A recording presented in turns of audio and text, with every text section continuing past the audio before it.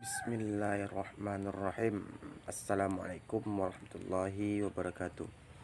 Perkenalkan, nama saya Apriansyah, lokal MKS 5A, akan mempresentasikan tugas kami, tugas kelompok dari 5A yang terdiri dari saya sendiri dan saudari Faidah Rizkia Ritponga dan Miftahul Jannah. Di sini kami mempresentasikan tentang bisnis internasional, ruang lingkup internasional. Pengertian bisnis internasional. Bisnis internasional atau international business merupakan keadaan di mana suatu perusahaan dapat terlibat dalam suatu transaksi bisnis dengan negara lain, perusahaan lain ataupun masyarakat umum di luar negeri. Maka pengusaha tersebut akan terbatas dari hambatan perdagangan dan tarif baik masuk karena tidak ada transaksi ekspor impor. Produk yang dipasarkan itu tidak saja berupa barang, akan tetapi dapat pula berupa jasa. Masuk slide yang kedua. Mengapa mempelajari bisnis internasional? Atau apa pentingnya mempelajari bisnis Islam? Yang pertama, semua organisasi besar mempunyai usaha internasional yang dipengaruhi oleh perekonomian global. Yang kedua, pertumbuhan ekonomi membuka peluang baru bagi bisnis di luar negaranya. Yang ketiga, untuk mengimbangi pola pasar persaingan. 4. Mengikuti perkembangan teknologi dan sarana bisnis mutakhir. 5. Mendapatkan pemahaman budaya. Assalamualaikum warahmatullahi wabarakatuh. Saya Miftahul Jannah akan menjelaskan tentang kekuatan-kekuatan dalam bisnis internasional dan aktivitas dalam bisnis internasional. Kekuatan-kekuatan dalam bisnis internasional. 1. Kekuatan internal.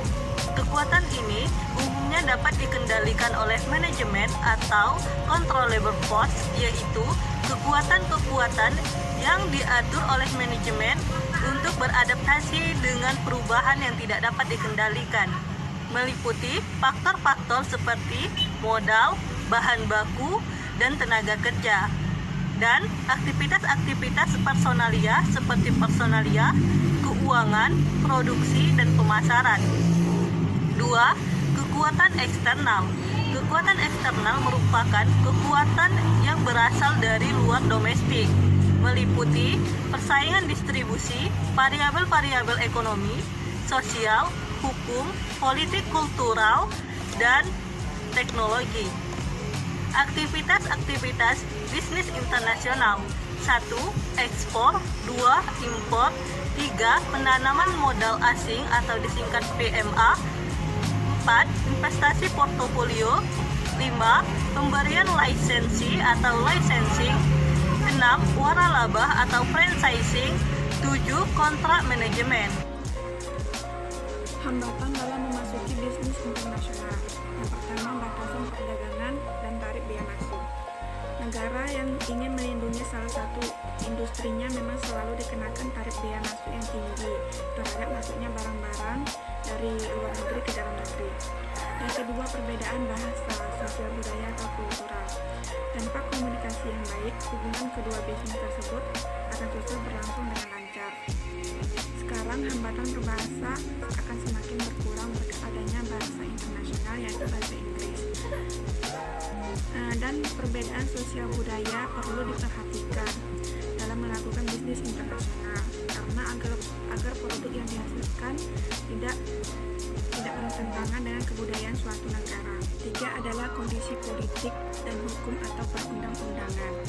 Hubungan politik yang kurang baik antara kedua negara tersebut mengakibatkan terbatasnya hubungan bisnis kedua negara tersebut.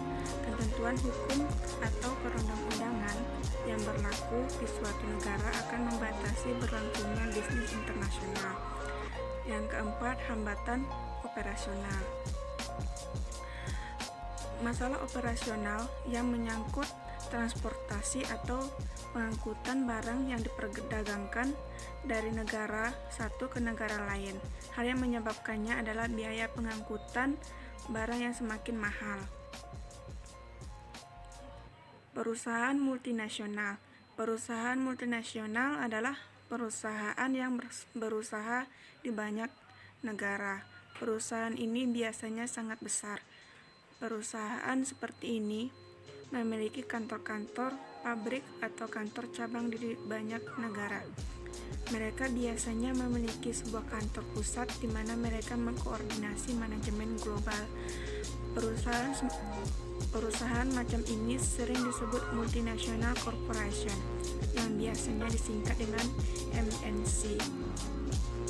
Perusahaan multinasional sangat besar, memiliki dana yang melewati dana banyak negara.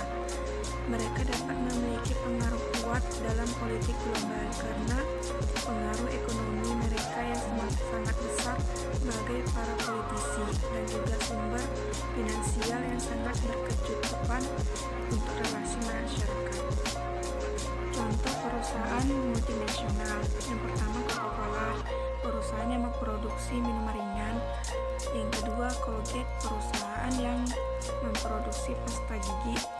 Yang ketiga Johnson & Johnson, perusahaan yang memproduksi obat-obatan dan peralatan medis. Yang keempat Mitsubishi Electric, perusahaan yang memproduksi tentang peralatan dan listrik. Yang kelima Toyota, perusahaan yang berpusat di Jepang dan bergerak di industri otomotif. Yang keenam Philips dari negara Belanda, perusahaan yang memproduksi tentang bola lampu. Nestle dari Switzerland, perusahaan yang menghasilkan produk makanan dan minuman seperti makanan bayi, susu, kopi. Unilever dari Belanda dan Inggris, perusahaan multinasional yang memproduksi tentang barang konsumen. Bayer dari Jerman, perusahaan yang bergerak di bidang kimia farmasi yang terkenal dengan aspirinnya. Nah, itulah tadi materi dari kelompok kami. Jika Anda kurang puas dengan penjelasan yang telah kami berikan, mohon Anda bisa memberikan pertanyaan. Sekian dari saya. Wabillahi taufiq wal hidayah. Assalamualaikum warahmatullahi wabarakatuh.